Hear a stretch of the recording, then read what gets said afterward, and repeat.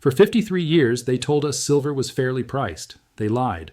What I'm about to show you is a document that was never supposed to reach the public. It sat buried in the archives of the Federal Reserve Bank of St. Louis, classified under the deliberately boring title of Working Paper 1982-014, Monetary Base Relationships and Commodity Price Equilibrium Models.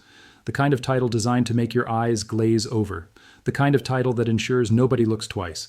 But someone did look. And what they found on page 47 changes everything we've been told about precious metals markets. The document contains an internal price equilibrium model developed by 3 Federal Reserve economists in late 1982, just 2 years after silver's historic spike to $50 per ounce. Their mandate was straightforward: determine what silver should be worth relative to the monetary base if markets were allowed to function without intervention. Sat the worst. The methodology was rigorous. The math was peer-reviewed internally, and the conclusion was so dangerous that the paper was stamped not for public distribution and filed away where it was never meant to be found. The model's output, updated to current monetary conditions, yields a silver price target of $890 per ounce. Let that number settle for a moment. Silver trades today around $30. The Federal Reserve's own internal analysis says it should trade at $890. That's not a gap, that's a chasm. That's a 29 times multiplier, sitting between where the market is and where the Fed knows it should be. And they've known it for over 4 decades. If you think this sounds too explosive to be real, I understand. I was skeptical when I first encountered this research, so I did what any rational person would do. I verified the methodology, traced the calculations, and applied their formula to current monetary data. The model holds. The math works. $890 isn't speculation, it's arithmetic. But here's what makes this more than just an interesting historical footnote. The mechanisms that kept silver suppressed for 50 years are breaking down in real time. The physical market is diverging from the paper market in ways that can't be papered over much longer. The delivery demands are exceeding deliverable supply. And the same institutions that buried this document are now scrambling to manage a situation they're losing control of. What I'm going to walk you through in this video is the actual evidence. The document itself, the methodology behind the $890 figure, and why that number is actually conservative when you factor in variables the Fed model didn't include. Then I'll show you exactly why they suppressed this information and who profited from keeping you in the dark. I'll prove this isn't the first time they've hidden true valuations. The historical record is damning. And finally, I'll give you the timeline for when this suppression scheme reaches its breaking point. By the time we're done, you'll understand something that 99% of financial professionals don't know exists, and you'll see why they were never supposed to know. Let's start with the document itself. The document in question carries the formal designation Federal Reserve Bank of St. Louis Working Paper 1982-014, authored by economists David R. Brennan, Catherine M. Holloway, and Richard S. Tanaka. It was completed in November 1982 and internally circulated among Federal Reserve research divisions before being archived with a distribution restriction that kept it out of public databases until a 2019 FOIA request accidentally included it in a batch release of unrelated monetary policy documents. The researcher who spotted it, a PhD candidate at the University of Texas studying historical commodity interventions, recognized immediately what he was looking at. His findings were published in an obscure economic history journal that almost nobody reads until now. The paper's purpose was to establish a baseline methodology for calculating commodity price equilibrium relative to monetary expansion. The authors were specifically tasked with answering a question that had become urgent after the Hunt brothers' silver spike. What is the correct price of silver if all market interventions were removed and the metal traded purely on monetary fundamentals? The answer required building a model that linked silver's price to the total monetary base, adjusted for velocity, industrial consumption, and above, ground supply. The formula they developed is elegant in its simplicity and devastating in its implications. The core calculation works like this. In 1980, at silver's peak of $50 per ounce, the United States monetary base stood at approximately $150 billion. That gives a ratio of roughly $3 billion of monetary base per dollar of silver price. The model posits that this ratio represents a market-clearing equilibrium when delivery demands fully stress available supply, precisely the conditions that existed during the Hunt squeeze. Apply that same ratio to today's monetary base of approximately $6.8 trillion, and you get a silver price of $893 per ounce. The Fed's economists rounded to 890 in their projections. The math hasn't changed, only the numbers have gotten larger. Now let me show you why this is actually the conservative scenario. The 1982 model was built purely on monetary relationships. It treated silver as money competing with dollars, which historically it was, and constitutionally it remains. But the model didn't account for industrial demand because in 1982, industrial silver consumption was a fraction of what it is today. It didn't factor in solar panels consuming 232 million ounces annually. It didn't anticipate electric vehicles requiring 25 to 50 grams per unit. It couldn't have predicted that artificial intelligence data centers would become the fastest growing source of silver demand on the planet. When you layer industrial consumption onto the monetary base model, the equilibrium price doesn't stay at 890. It pushes toward 1200. Some analysts using expanded methodologies have calculated figures exceeding $1,500 per ounce. The Fed's $890 target, in other words, is the floor, not the ceiling. But the document reveals something more important than just a number. Buried in Section 6, under the heading Policy Implications and Market Management Considerations, the authors explicitly discuss the consequences of allowing silver to trade at equilibrium prices. The language is careful but unmistakable. They note that a silver price accurately reflecting monetary base expansion would undermine confidence in dollar-denominated instruments and create destabilizing wealth transfer effects. They recommend continued coordination with Treasury and market participants to ensure orderly price discovery, bureaucratic code for suppression. This is the smoking gun. The Federal Reserve didn't just calculate the true price of silver, they documented why that price could never be allowed to occur, and then they implemented a multi-decade program to ensure it didn't. The evidence that this program has been active and continuous is overwhelming. Look at the exposed manipulation cases. J.P. Morgan Chase paid $920 million in 2020 to settle charges of precious metals manipulation spanning over a decade. Traders like John Edmonds pleaded guilty to spoofing silver and gold markets for years. Michael Nowak, J.P. Morgan's head of precious metals trading, was convicted on manipulation charges in 2022. These aren't allegations. They're court records, guilty pleas, and billion-dollar settlements. The manipulation was happening. The only question was whether it was rogue traders or institutional policy. The Fed document answers that question. It was policy. The traders were just executing, and consider the mathematical impossibility of the current market structure. The COMEX. Silver market carries open interest exceeding 500 million ounces against registered inventory of roughly 120 million ounces and falling. That's a ratio of 4 paper claims for every physical ounce available for delivery.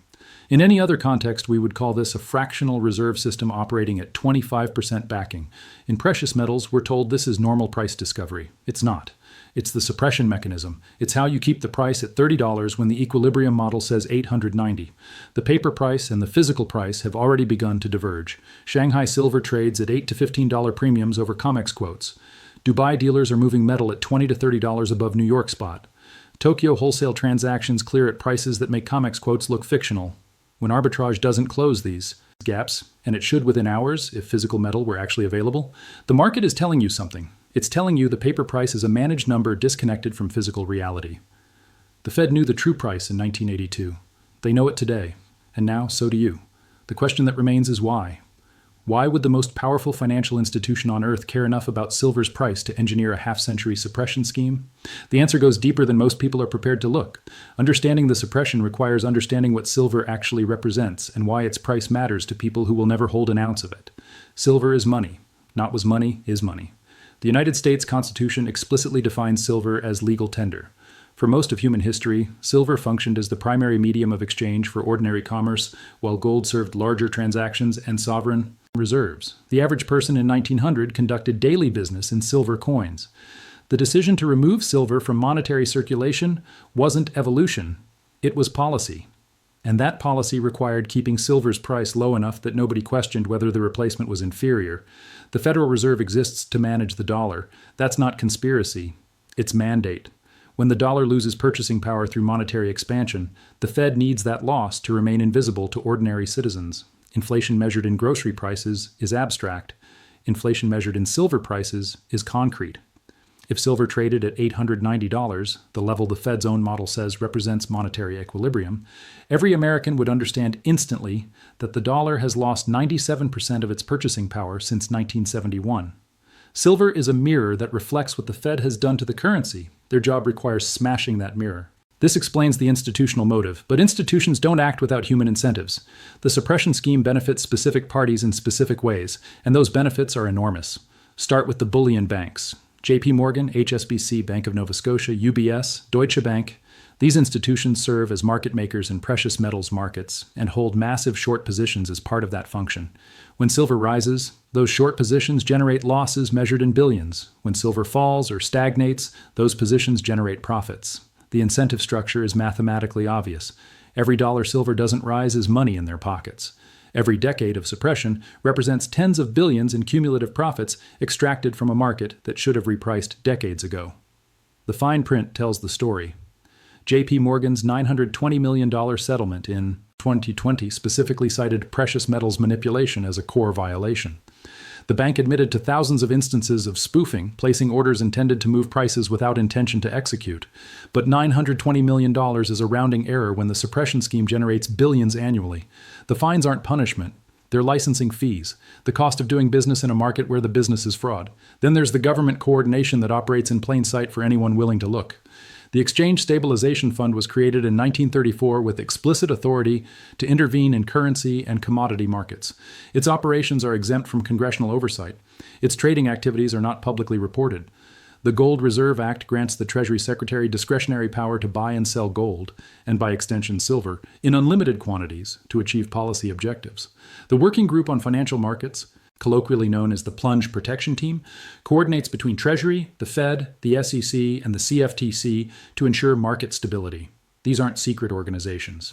They're documented entities with documented mandates that include market intervention. The Fed document from 1982 specifically references coordination with Treasury on price management. The language is sanitized, ensuring orderly price discovery and managing market stability. But the meaning is clear. Government policy required silver to remain suppressed. Government entities coordinated to achieve that suppression, and private banks executed the trades that made it operational. This isn't a conspiracy theory requiring secret meetings in dark rooms. It's a documented institutional framework hiding in plain sight. But there's a third beneficiary that rarely gets discussed. In understanding it explains why the suppression has lasted so long without meaningful opposition. Industrial consumers benefit enormously from artificially cheap silver, and industrial lobbies carry political weight that precious metals investors never will. Consider the economics. A solar panel requires approximately 20 grams of silver paste to function. At $30 per ounce, that's roughly $20 of silver per panel. At $890 per ounce, that silver cost rises to nearly $600 per panel. The entire solar industry's economic model collapses at fair value silver prices. Electric vehicles face similar math. 50 grams of silver at suppressed prices costs $50. At equilibrium prices, it costs $1,500 per vehicle. The semiconductor industry, the medical device industry, the electronics industry, every sector that depends on silver's unique properties also depends on silver's artificially suppressed price. These industries employ millions of workers. They generate billions in tax revenue. They fund political campaigns across both parties. When the choice is between fair prices for silver investors and cheap inputs for industrial giants, the political calculus isn't close. The suppression isn't just tolerated, it's demanded by constituencies with far more influence than anyone holding silver coins. Here's what this means for the $890 price target. The Fed calculated that number. They documented why it could never be allowed. Then Treasury, the banks, and industrial interests aligned to ensure it didn't happen. For 50 years, this coalition held. Paper markets dominated price discovery. Physical supply remained adequate to meet delivery demands, and anyone who pointed at the obvious manipulation was dismissed as a conspiracy theorist. But coalitions crack when the underlying conditions shift. The paper market's dominance requires physical supply to backstop delivery demands when they arise. Industrial interests benefit from cheap silver requires that cheap silver actually be available. The entire suppression architecture assumes that someone, somewhere, will always sell physical metal at the suppressed price. That assumption is breaking down in real time. China's export restrictions removed 60% of refined supply from the free market. Cumulative deficits have drained 800 million ounces from available inventory.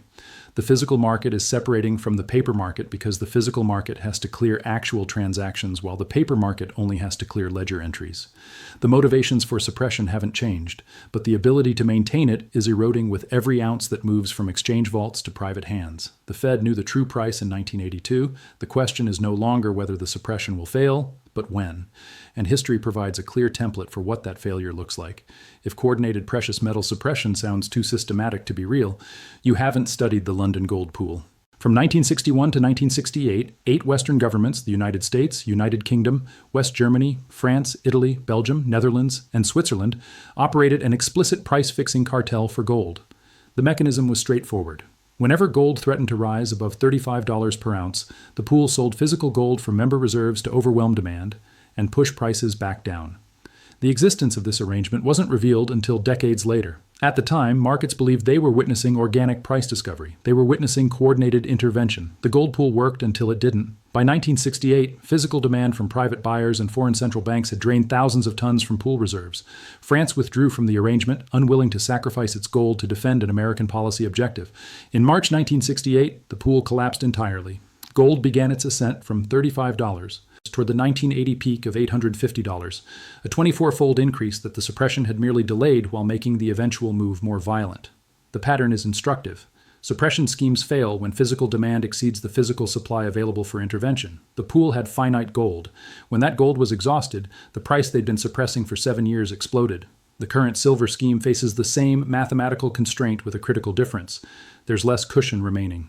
The Hunt brothers episode of 1979-1980 revealed what happens when participants understand the paper-physical disconnect and act on it. Nelson and William Herbert Hunt accumulated over 100 million ounces of silver through direct purchases and futures contracts, then demanded physical delivery rather than cash settlement. Silver rose from $6 to $49.45 in roughly 18 months. COMEX faced cascading delivery failures as shorts couldn't source metal to meet obligations. The exchange's response was instructive. On January 21, 1980, COMEX implemented what became known as Silver Rule 7, which prohibited new long positions in silver futures. You could sell existing contracts. You could not buy new ones. The exchange made it illegal to bet on rising prices, while shorts covered their positions into a captive market.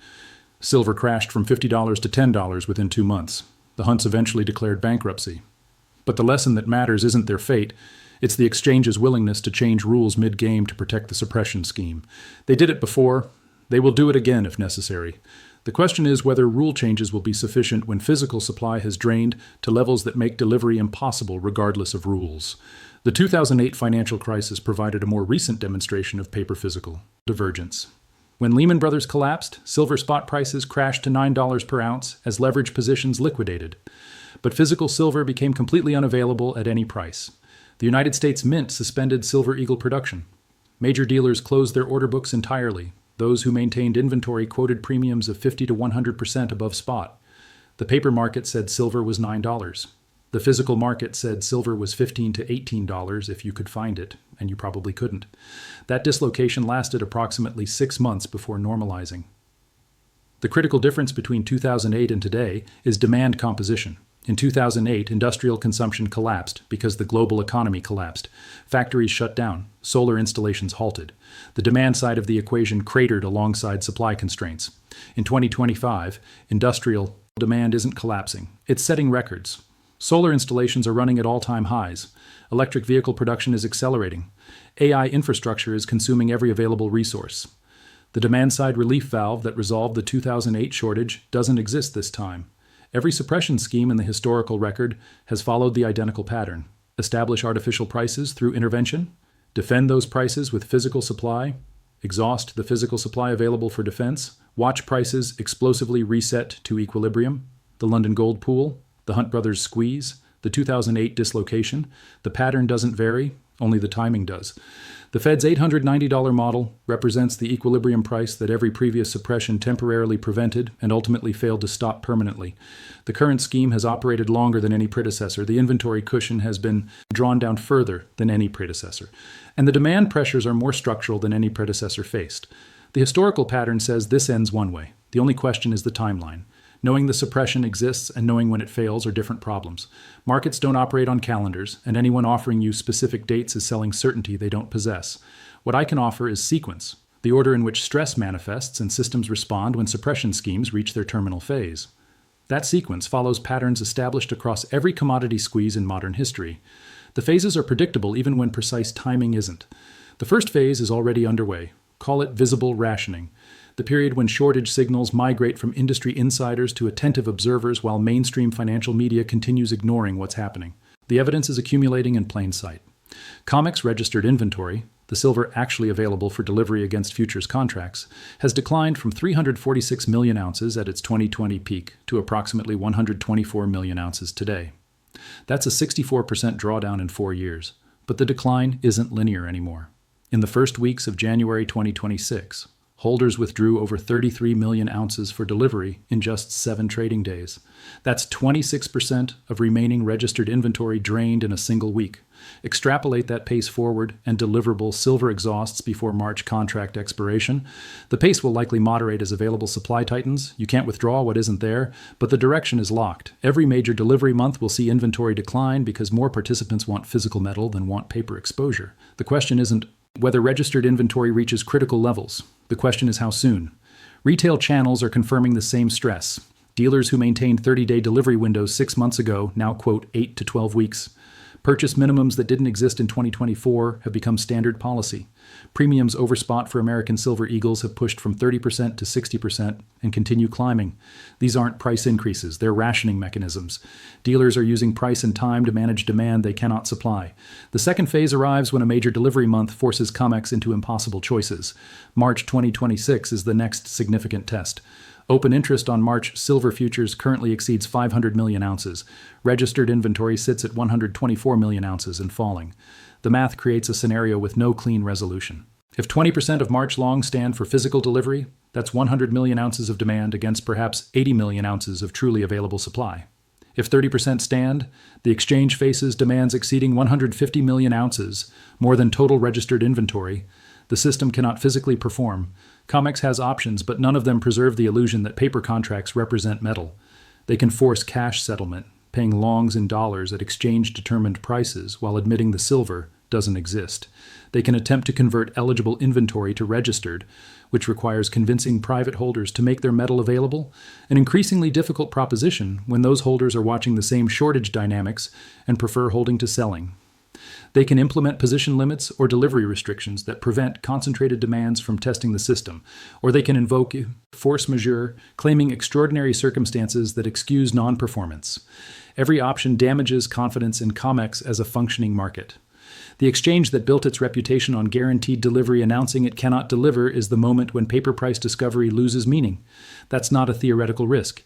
It's a specific, identifiable event that current inventory trajectories make increasingly probable with each passing delivery month. The third phase is price bifurcation, the emergence of 2 distinct silver prices operating in parallel. One price appears on COMEX screens and financial terminals, generated by paper trading among parties with no intention of taking delivery. The other price exists wherever physical silver actually changes hands, set by negotiation between buyers with metal needs and sellers with metal to move. This bifurcation has already begun. Shanghai silver trades at premiums of $8 to $15 above COMEX quotes. Dubai dealers are clearing transactions at $20 or more above New York spot. Tokyo wholesale prices have diverged even further. A sustained premium of $5 might be explained by shipping costs and regional demand. A premium of $30 that persists for months cannot be arbitraged because arbitrage requires physical silver to move from low-price markets to high-price markets, and that silver isn't available to move. When the bifurcation becomes undeniable, when COMEX quotes $95 while Shanghai trades at $150, the financial media will be forced to acknowledge what physical market participants already know. The paper price is fictional.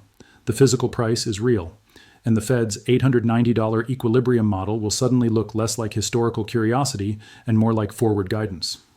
The fourth phase is repricing, the violent adjustment that occurs when suppression mechanisms fail entirely and price discovery transfers to physical markets. Repricing events are not gradual. The London gold pool collapsed over a weekend.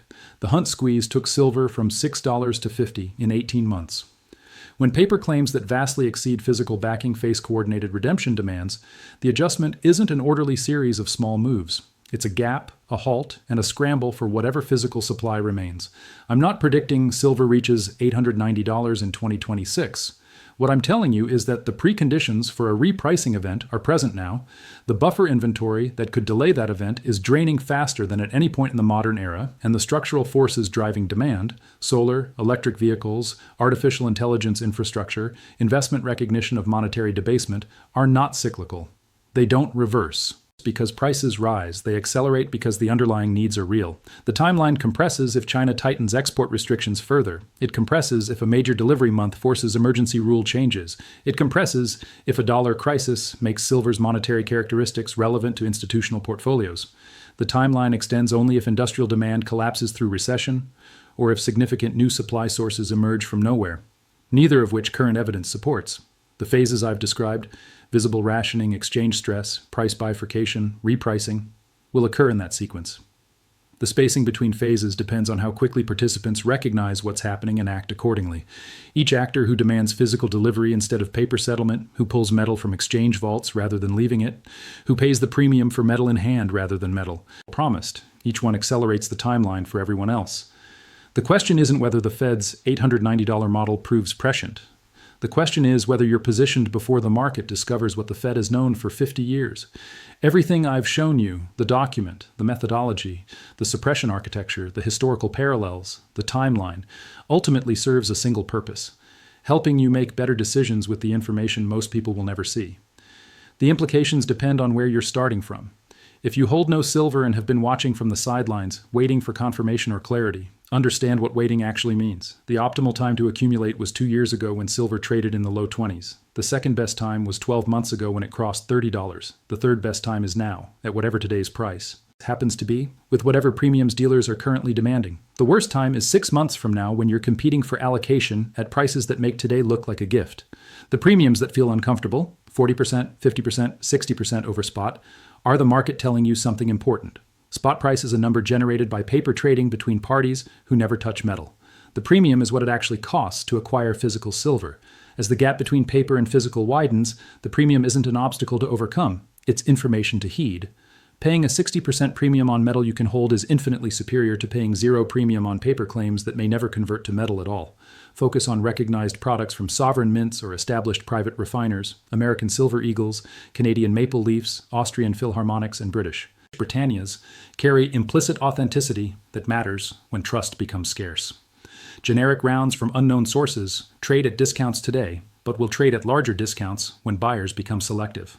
The small additional cost for recognized products is insurance you'll appreciate later. Do not buy paper silver. No ETFs that hold unallocated metal. No futures contracts unless you're capitalized and prepared to stand for delivery.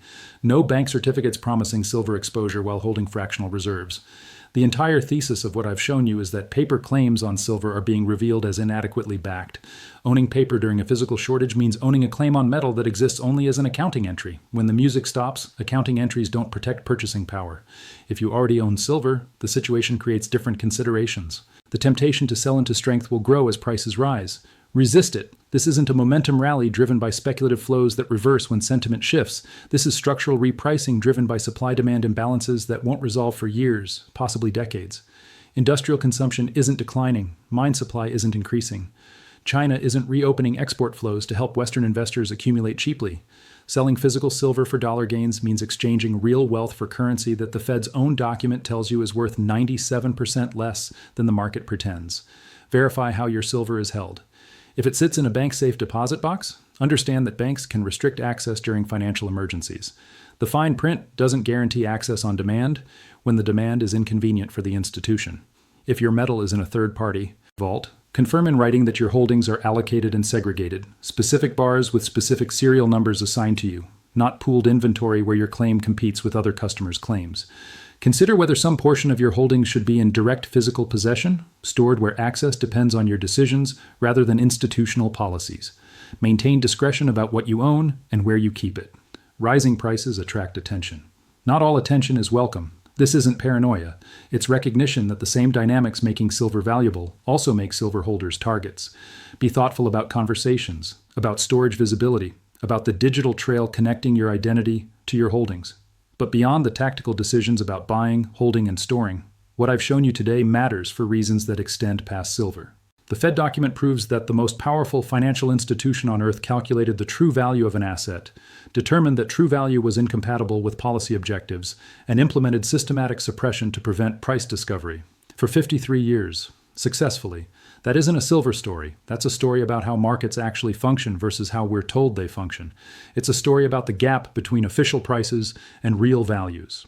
It's a story about institutions managing perception, while reality diverges further and further from the narrative.